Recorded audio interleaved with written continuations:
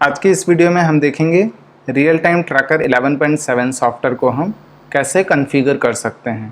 Configure करने से मेरा मतलब है कि सॉफ्टवेयर के अंदर हम company, branch, department, designation, shift, time policy, employees का डेटा, ये सारी डिटेल्स हम सॉफ्टवेयर के अंदर कैसे फिल कर सकते हैं। तो चलिए सबसे पहले हम सॉफ्टवेयर को ओपन करते हैं।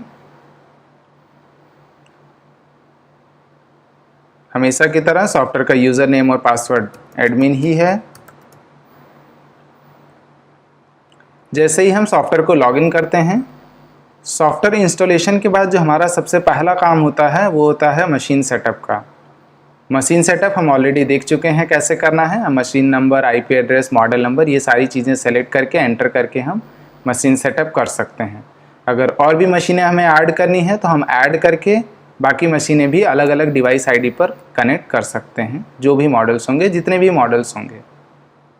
तो अभी हम मशीन सेटअप ना करके मशीन सेटअप के आगे बढ़ते हैं। तो इसके बाद हमारा जो पहला टास्क होता है वो है कंपनी ऐड करने का। तो सबसे पहले हम फाइल से कंपनी मास्टर में जाते हैं और यहाँ से हम अपना कंपनी ऐड करेंगे। बाय डिफ़ॉल्ट सॉफ्टवेयर के अंदर डेमो नाम से एक कंपनी ऐडेड होती है। हम चाहें तो इसे एडिट कर सकते हैं या फिर हम इसको डिलीट करके नया भी ऐड कर सकते हैं। बट इट्स माय रिकमेंडेशन कि हमेशा कोई भी चीज़ डिलीट करने से बेटर है आप उसको एडिट करके यूज़ करें।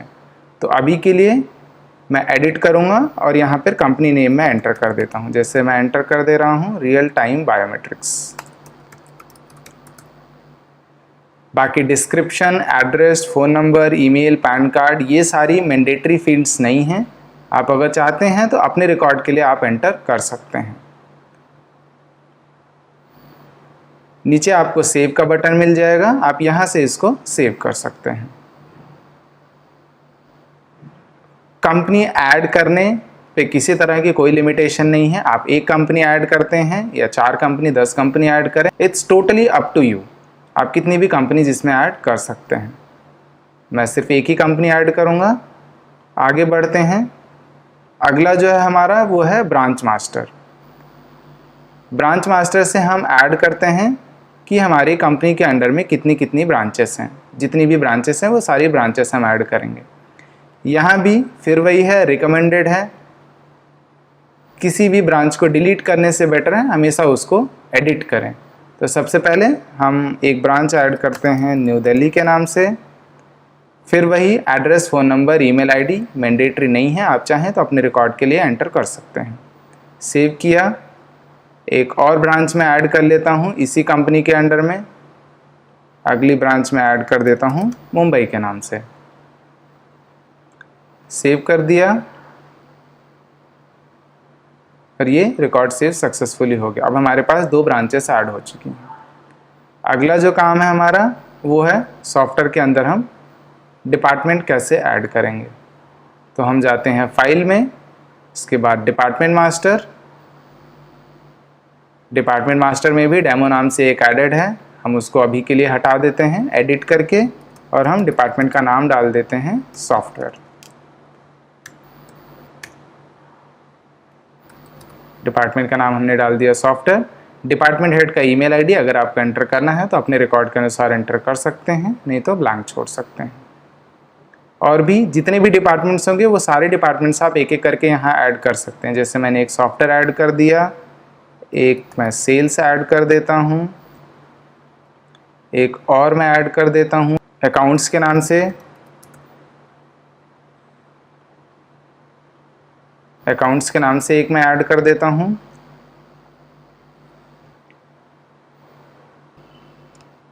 अगले स्टेप में हम चेक करेंगे सॉफ्टवेयर के अंदर डेजिग्नेशन कैसे ऐड कर सकते हैं। तो वापस फाइल में जाना है, फाइल के अंदर डेजिग्नेशन।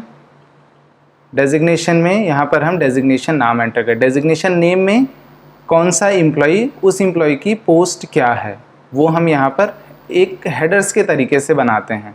तो सबसे पहले जैसे कि हमने सॉफ्टवेयर डिपार्टमेंट बनाया था, तो सॉफ्टवेयर डिपार्टमेंट के अंदर हम एक बना देते हैं सीनियर सॉफ्टवेयर डेवलपर। हम ऐसे ही 2-4 डेजिग्नेशंस बना लेते हैं।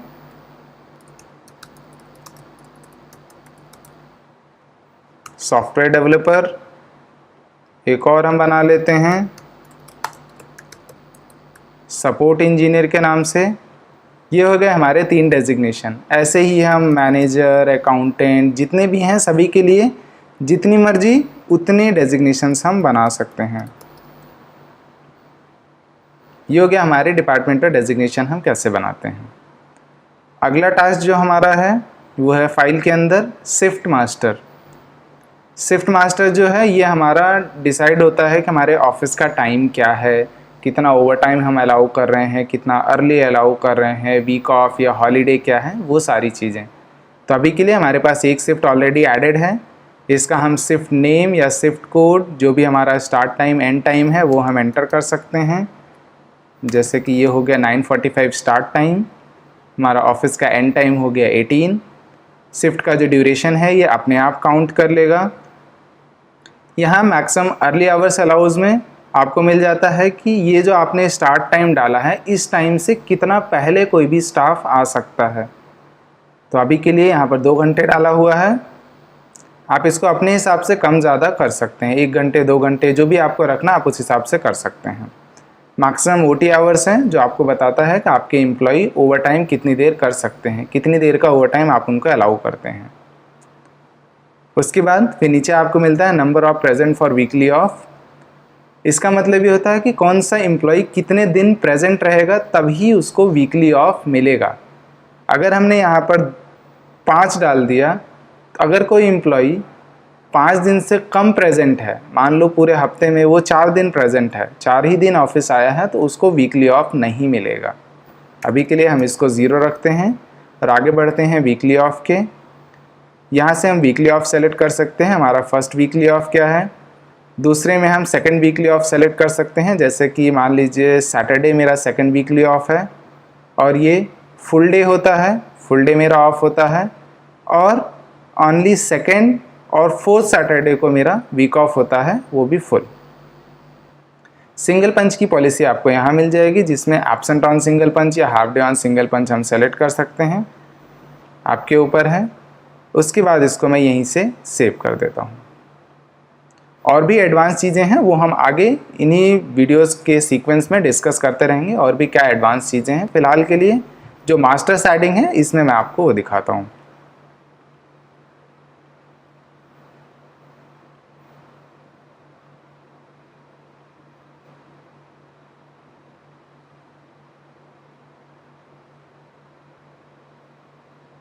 अभी वापस से हम फाइल में जाते हैं और अगला है हमारा कैटेगरी मास्टर।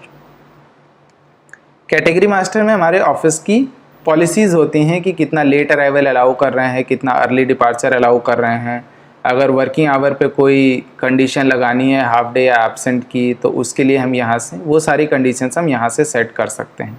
जितनी मर्जी उतनी कैटेगरीज़ आप बना सकते हैं अपने हिसाब से, क्योंकि मान लीजिए सिक्योरिटी के लिए आपका है उनको 10 मिनट का अर्ली अलाउड है, मैनेजर के लिए अर्ली अलाउड से मतलब नहीं है, HR अकाउंट्स, उसी हिसाब से जितनी मर्जी आप उतनी पॉलिसीज़ अलग अलग क्रिएट कर सकते हैं।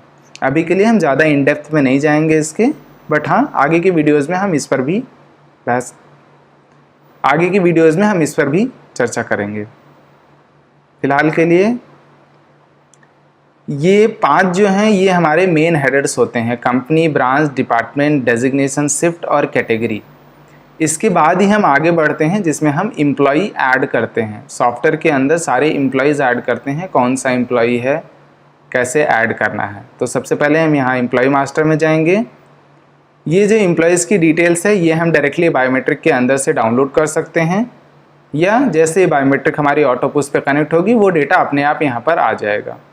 अगर डेटा अपने आप यहाँ आ गया है तो आप एक एक करके एडिट करके यहाँ पर सभी का नाम सेटअप कर सकते हैं। जो भी उनका बायोमेट्रिक आईडी है ये उनका बायोमेट्रिक आईडी हो गया। एम्प्लॉय कोड आप अल्फ़ा न्यूमेरिक कुछ भी रख सकते हैं, जैसे RSS या RS01, कुछ भी अपनी कंपनी का प्रीफिक्स या जो भी कुछ आपका होता है आप अल्फ़ा न्यूमेरिक यहाँ से सेटअप कर सकते हैं। डेट ऑफ बर्थ, कंपनी का नेम जो भी आपने कंपनी क्रिएट किया हुआ है कंपनी मास्टर में वो आपको यहाँ दिखेगा। उस कंपनी के अंदर जो जो आपने ब्रांचेस क्रिएट किए हैं वो ब्रांचेस आपको यहाँ दिखेगा। जो भी डिपार्टमेंट्स आपने क्रिएट किए हैं वो सारे डिपार्टमेंट्स आप यहाँ से सेलेक्ट कर सकते हैं। डेजिग्नेशन से फिर आप सारे डेजिग्नेशन आपकी लिस्ट दिख जाएगी। यहाँ से आप डेजिग्नेशन सेलेक्ट कर सकते हैं कि कौन सा एम्प्लॉय है, उसकी डेजिग्नेशन क्या है। आगे आपका shift start date, date of joining, जो भी आपने टाइम पॉलिसी बनाई है, कैटेगरी बनाई है, वो आपको यहाँ दिखेगा। जितनी भी शिफ्ट आपने बनाई है वो शिफ्ट की डिटेल आपको यहाँ दिखेगी। इंडिविजुअल, अगर आपके हर एक एम्प्लॉय का वीकली ऑफ अलग अलग होता है तो आप यहाँ एम्प्लॉय मास्टर में उस एम्प्लॉय के लिए स्पेसिफिक वीक ऑफ सेलेक्ट कर सकते हैं। इस केस में आपको शिफ्ट मास्टर के अंदर वीकली ऑफ को नन रखना होगा। तो अभी के लिए चूंकि हम शिफ्ट के हिसाब से कर रहे हैं तो हम इसको एज इट इज़ सेव कर देते हैं। ऐसे ही जितने भी एम्प्लॉय होंगे आप सभी के लिए यहाँ पर उनका नाम और बाकी डिटेल्स यहाँ एंटर करके सेव कर सकते हैं।